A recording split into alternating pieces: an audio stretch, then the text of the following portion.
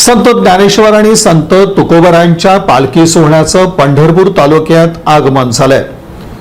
विठ्ठलाच्या दर्शनासाठी वारकरी आतुर झाल्याचं चित्र आध्यात्मिक नगरीत दिसून येतंय।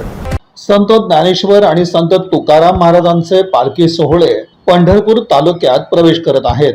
विठुरायाची पंढरी समीप येऊ लागल्यानं वारीत सहभागी असणाऱ्या लाखो वारकरी भाविकात उत्साहाचं वातावरण आहे। संत तुकारामांच्या पालखीचा दुपारी तोंडले बोंडले इथं धावा होऊन सायंकाळी पालखी पंढरपूर तालुक्यातील पिराची कुरोली इथं मुक्कामी येईल।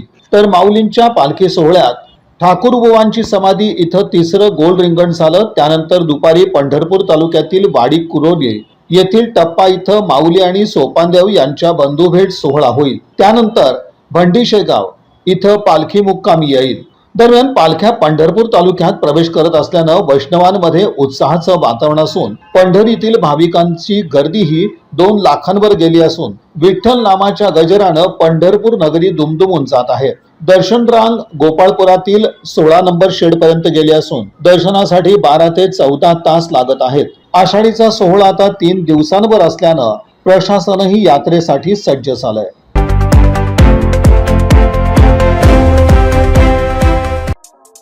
या बातमीपत्राचे प्रमुख प्रायोजक प्लॅटिनम मॉल इंद्रधनु सोलापूर। सोलापुरातील सर्वात प्रतिष्ठित इंद्रधनु सोसायटीचा नवीन भव्य कमर्शियल प्रोजेक्ट आता रेल्वे स्टेशनच्या अगदी शेजारी शहराच्या मध्यवर्ती ठिकाणी।